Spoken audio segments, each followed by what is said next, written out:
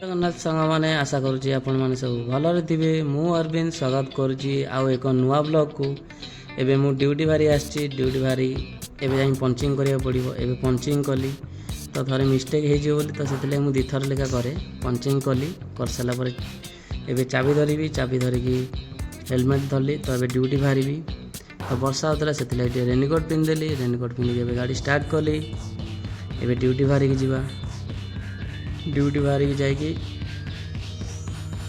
एबे आसिक पहुँची गली पहुँची गला पर पहुँच जाइए ड्यूटी तो डेली का रूटीन मोर एमती ही रुए सिक्यूरीटी आसू गाड़ी रे तो आज ये वर्षा होता तो टे भिजी जाइली तो से रेनिकोट पिंधा पड़ा तो आम ये ड्यूटी कर रेस्टोरेंट ना है कोकम करी